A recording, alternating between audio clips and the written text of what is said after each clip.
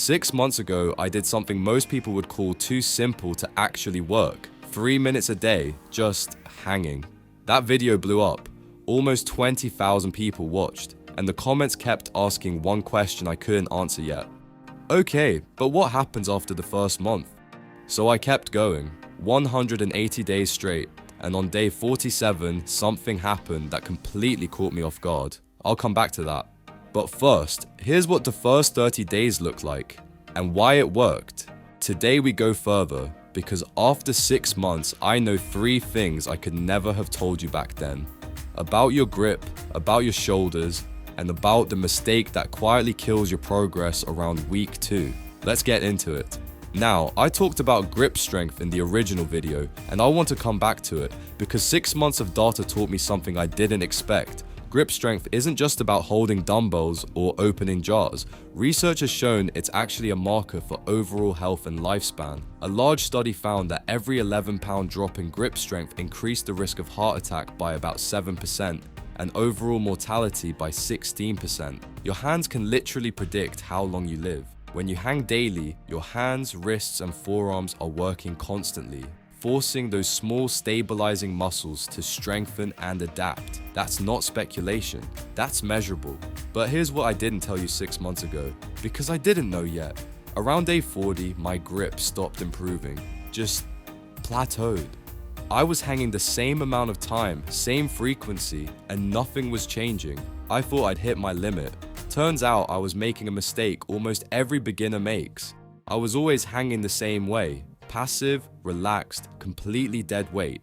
And your grip needs variety to keep growing. So I added 2 small tweaks. Active hangs, where I slightly retract my shoulder blades, and once a week, a towel hang, which forces your fingers to work in a completely different way. Within 2 weeks, the plateau broke. So if you're stuck, that's probably why. Now let's talk shoulders, because this is where things got interesting.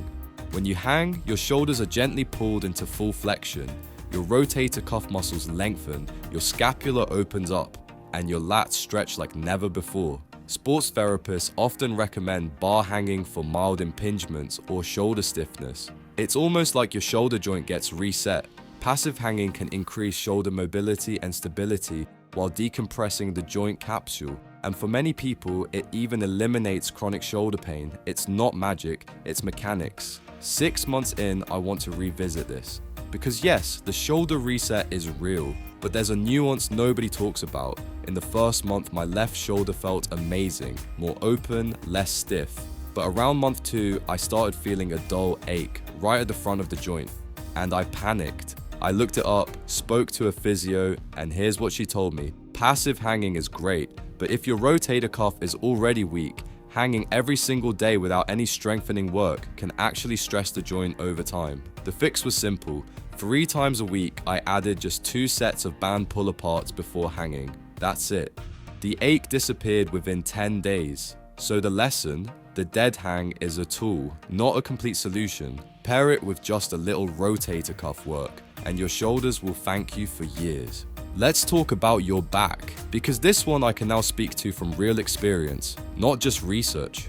When you hang, gravity gently decompresses the spinal discs. Think of it as giving your vertebrae a bit of breathing room. Dead hangs provide mild traction that allows your spinal discs to rehydrate and reabsorb nutrients. In simpler terms, they help undo the compression you build up after hours of sitting or standing. That's like giving your back a mini vacation every day. I've had lower back stiffness for years. Desk job, bad posture, the usual story. In the first video, I was mostly repeating what the science said. Now I can tell you what actually happened to my back after 6 months. Month 1, subtle.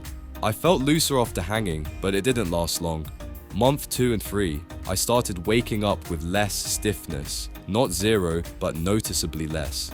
Month 4 onwards, I stopped reaching for my back throughout the day. That unconscious habit, shifting, stretching, trying to relieve tension, it just, faded. Now, I want to be clear, I also started walking more during this period, so I can't say it was 100% the hanging, but the timing lines up. And 6 months of consistent hanging is essentially 6 months of daily traction for your spine. Small doses every day, that compounds. Okay, I promised you day 47. Here it is. It was a Tuesday. I'd had a brutal week, poor sleep, a lot of stress, skipped a few sessions. I almost didn't hang that morning, but I did. I grabbed the bar and something felt different. I held on for 4 minutes and 12 seconds. No timer, no goal. I just didn't want to let go. And when I dropped down, I stood there for a second and thought, this has become a part of me. Not a habit I force, just something I do. That's the thing nobody tells you about consistency. At some point, the exercise stops being discipline and starts being identity. And that's when the real results kick in. Alright, let's get practical. After 6 months, here are the 3 mistakes I see almost everyone make, including past me. Mistake number 1, hanging completely passive every single time. Your shoulders just dumping into the joint with zero engagement. It feels like a stretch, but over time it puts unnecessary stress on your ligaments. The fix: mix in active, hangs where you lightly pull your shoulder blades down and back. You'll feel the difference immediately. Mistake number 2, only tracking time, not quality. Starting small makes sense, 20 to 30 seconds per set, resting between attempts, slowly adding a few extra seconds each week. But here's what I'd add now. Don't just survive the clock. A 60-second hang with locked shoulders and a cramped grip is worth less than 30 seconds of genuine, open, relaxed hanging. Feel the stretch. Be present in it. Mistake number 3, stopping when it starts working. Seriously, this is the biggest one. Around week 3 or 4, you feel better. Your shoulders are looser, your back feels good, and that's exactly when most people quietly stop because the pain that motivated them is gone. But the benefits of hanging are cumulative. You're not maintaining, you're building. Month 3 is better than month 1. Month 6 is better than month 3. Don't quit at the finish line of phase 1. It's also easy to integrate into your routine. A doorway bar, a part pull-up station, any solid bar will do. Just 3 minutes total, split however you like. Make it a ritual, not a task.